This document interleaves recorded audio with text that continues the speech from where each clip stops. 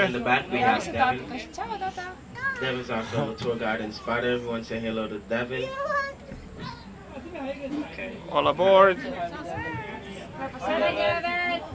Now he's here to help spot the animals and enforce the rules. Those rules are that everyone remains seated at all times, with all hands, feet, and other body part inside the monorail car, and please refrain from eating, drinking, or smoking during our journey. Here at the Bronx, headquarters of the Wildlife Conservation Society, we're working to save wildlife and wildlands around the world. Today I'm going to take you guys on a wildlife tour of Asia, which includes China, India, Cambodia, Pakistan, and Nepal, all without ever leaving the Bronx. Bronx is home to many ducks, turtles, fish, migrating birds, and the occasional basketball.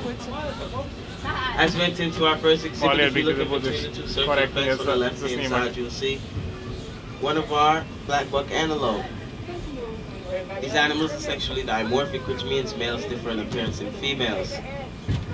Males have a tannish, darkish coloration to their coat. They have horns while females do not. If you follow the fence towards the right-hand side, you can see some of our barrasinga deer. Barrasinga, which means 12 tongue in the Hindi language, refers to this animal's antlers that can have anywhere from 12 to 14 points.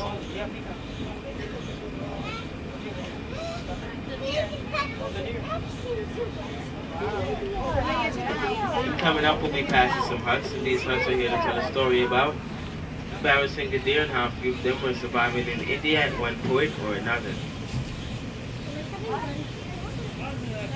In 1970, there were estimated to be only 66 of the barrasinga deer remaining in central India. But this population was saved by the cooperation of the local Indian community. Like the shacks you see here, there were many small farms using space in and around India's Kanha National Park. These people were coming into contact with the deer and the tigers that were also living there. Through cooperation with the Indian government, local communities agreed to relocate their villages. By moving, the farmers still had land to farm, but the tigers and their prey got more room to roam.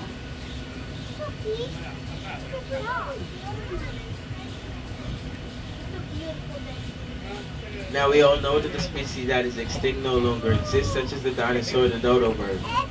The next animal will be seen is on the verge of extinction, and in fact the Mongolian wild horse is actually extinct in the wild and can only be found in captivity. As you get closer, you'll notice that their appearance differs from that of a domestic horse.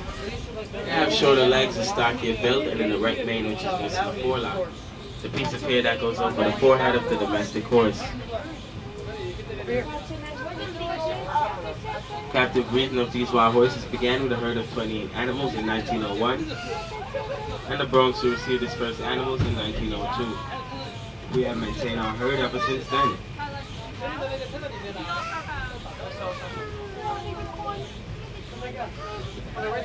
Here's a closer look of the Mongolian wild horses. They're the only true wild horse surviving today, which means that they've never been domesticated whatsoever.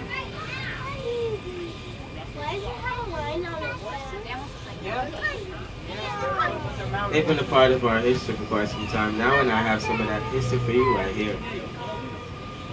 The first accounts of Mongolian wild horses come from rock engravings, paintings, and even cave drawings that date back more than 20,000 years.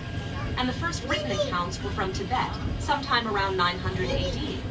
But these horses remained largely unknown and unnamed to the Western world for many years. During an expedition to Central Asia in 1879, a famous Russian explorer and naturalist, Colonel Nikolai Przhevalsky, encountered the horse in western Mongolia. Because of his discovery, this species is also known as Przhevalsky's horse. You know, our field researchers sometimes find it difficult to locate the animals that they like to study in the wild. No worries, because Dev and I are here to help you spot the animals even if they're not in plain sight. And as we approach our next exhibit, we'll be on the lookout for two endangered species. We have the brown deer and the goward.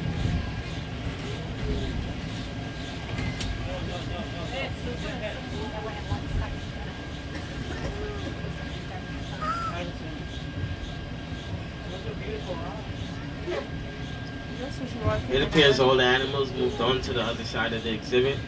where it's more shade. So we'll catch up to them shortly.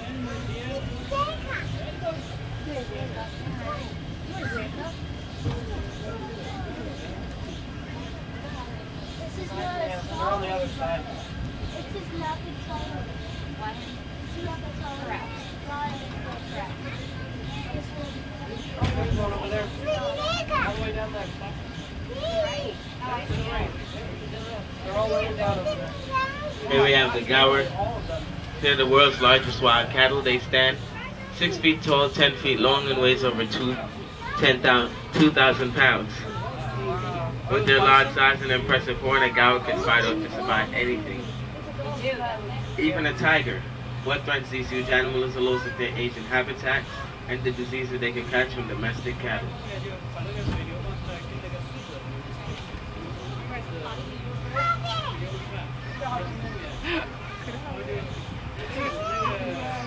Both the brow and the deer and the Gower play a part in our species survival plan here at the Bronx Zoo. And I have some information about that right here. Here at the zoo, we help Gower and brow-antlered deer and many other species by participating in cooperative zoo management programs called species survival plans. The name says it all. The plans aim to help these animals survive. Zoos across the country work together to maintain genetically diverse populations of rare and endangered species. It is easy to forget that the Bronx Zoo sits in the heart of an urban environment, so the noise you may hear behind you now is traffic on the Bronx Center Parkway. The large fence directly in front of us is used to reduce the noise of the city traffic for our next animal. And as we come around this bend, we'll be on the lookout for a tiger. Once again, I want to remind everyone to remain seated as there's absolutely no standing, especially in this exhibit. Tiger stripes provide excellent camouflage, so they're often difficult to spot. Today on display we have Savita, our Malayan tiger. She's much more smaller and darker than all the other tigers that we have on display, and she enjoys hiding from the train.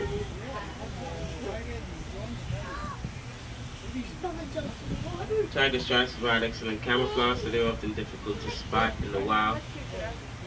Tigers hunt a variety of animals, but they prefer wild pigs and medium-sized deer. A tiger will gorge herself on a fresh kill, eating up to 40 pounds of meat at one time, and that's equivalent to 160 hamburgers in one sitting. After a meal of that size, the tiger will usually eat again for several days. If you'd like to see more tigers, or see tigers, go to Tiger Mountain. There we have a Moor and Malayan cubs on display at a time.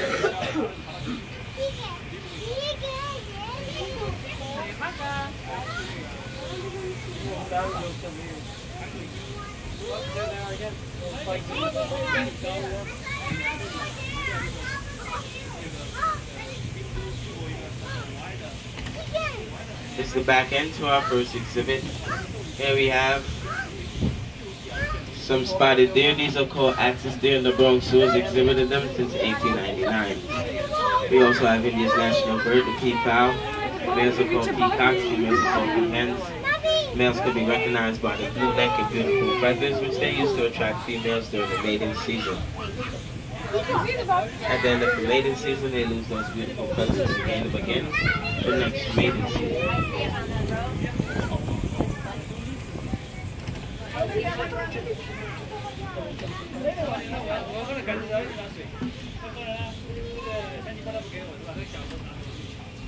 Now imagine a pig with upper tusk that erupts to his snout and backwards towards his eyes.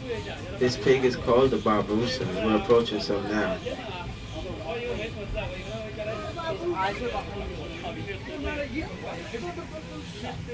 Barbarossa, which means pig deer in the Indonesian language, refers to this animal's tusk as is said to resemble deer antlers.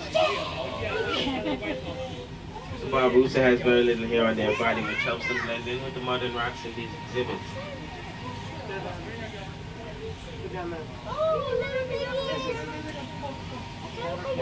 And if the Barbarossa was hard for you guys to spot, our next animals will be impossible for you to miss.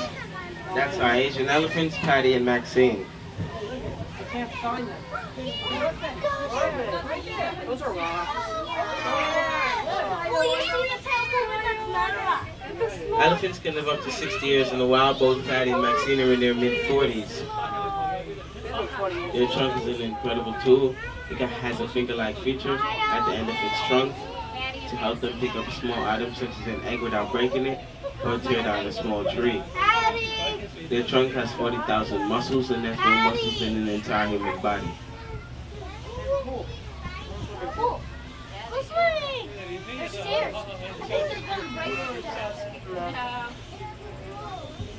They eat 200 pounds of hay each day and drink 60 gallons of water, which is no surprise as both Patty and Maxine averages over 10,000 pounds apiece. In Africa, an average of 96 elephants are being killed every day for their ivory tusk. The Wildlife Conservation Society is taking action and recently launched its 96 Elephant campaign to stop the illegal killing of elephants, stop the demand for ivory products. And as we enter into our next exhibit, we'll be on the lookout for an Indian rhino, Ella. Look along the mud, the dirt path, you'll see our Indian rhino, Ella, all the way towards the back on top of the rocks.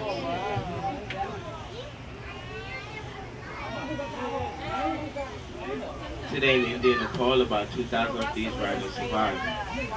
Here at the Bronx, we care for 9 of these endangered rhinos. Caring for this very rare animal is one thing, but breeding is a huge challenge.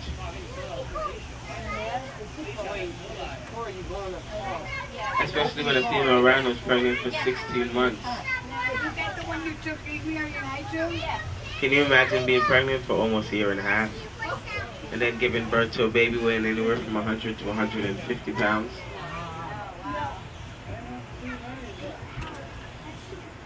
A baby rhino will stay with its mom for 2 to 3 years, although weaning may only take 12 to 16 months. That's what Brenna said too.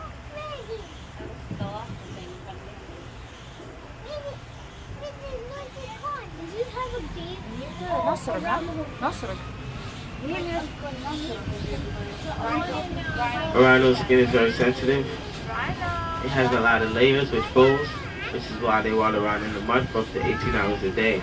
The mud acts as an extra layer of protection.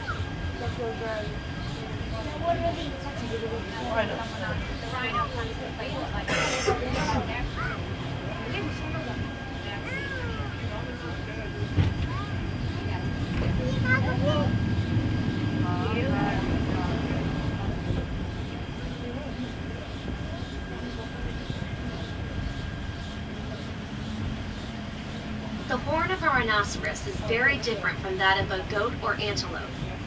It is not attached to the skull. Rhino horn is made from compressed keratin fibers, the same material that is found in fingernails and hair. Although rhinos are a protected species, poaching still occurs. Rhinos are killed for their body parts, but some people believe that this horn has special medicinal powers. It is also used as an ingredient in some traditional Asian medicines, and the rhino horn is also prized in some cultures for making dagger handles.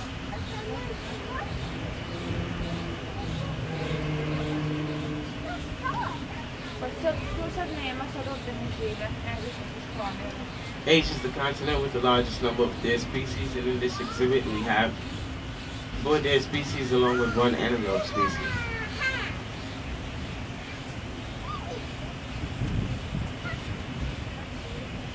If you look along the fence, we have some of our Formosan Sika deer.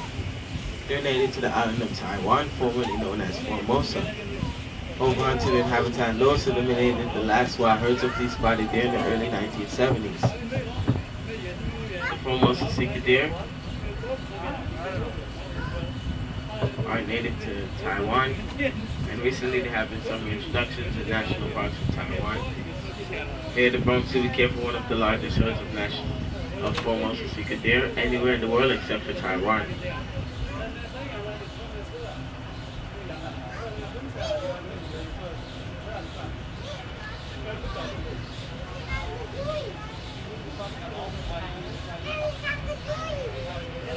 This much smaller animal is called a hog deer. The hog deer gets its name because it's short and heavy like a hog. It still also moves like a hawk. It creeps, runs low, and dumps under things rather than leaping over things like most other deer species do. And if you follow the stream all the way toward the back left-hand corner, you'll see some of our sandbar deer. They're the largest deer species in southern Asia. They stand 5 feet tall at the shoulders and can weigh as much as 650 pounds. Once again, that's to the far left-hand corner. They also have antlers that can reach up to 3 feet in length.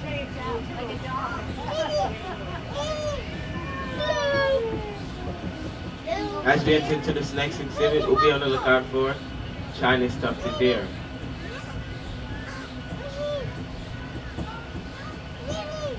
Weighing 40 pounds or less fully grown, this animal is very hard to spot.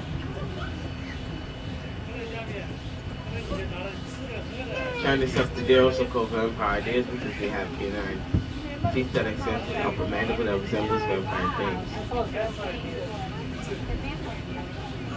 And just like the white-tailed deer here in New York, Chinese tufted deer has a white tail and rump, which can be important for their communication. When allowing the deer raise itself, showing a flash of white, which says dangers up ahead.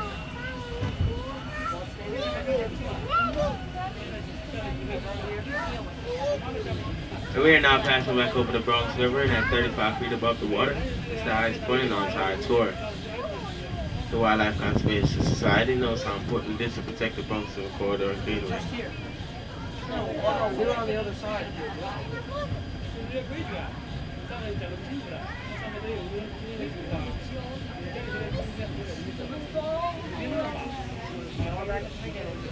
As we enter into this rocky terrain, it's a perfect environment for our next animal.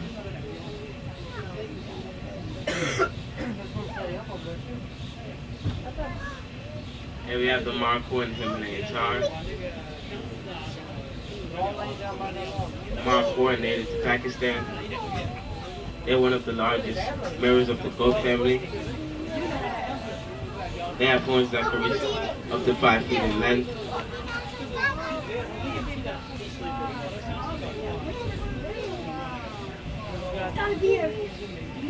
Yeah, no. It's a big one. Look.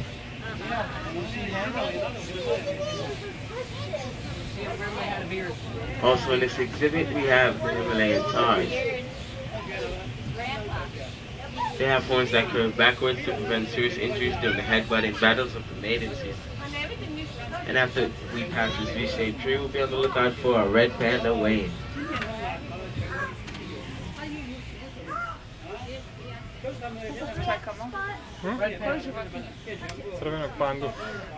In Nepal, the red panda is called Hun Ho, which roughly translates to fire panda.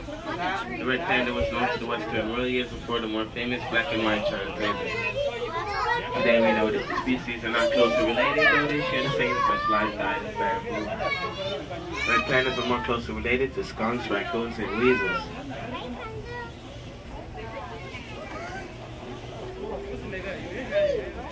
To see more red pandas, feel free to visit the Himalayan Highland exhibit.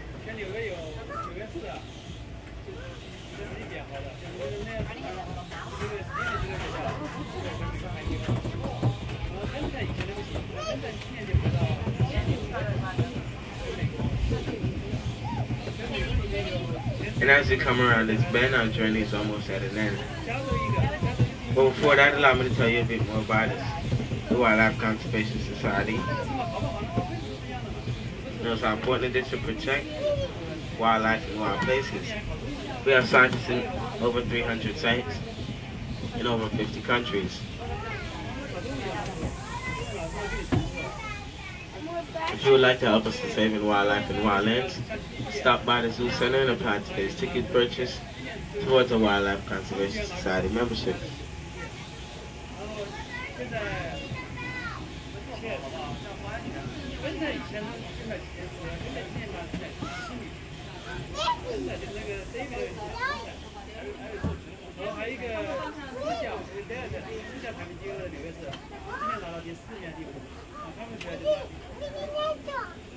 We'll be approaching our final destination shortly.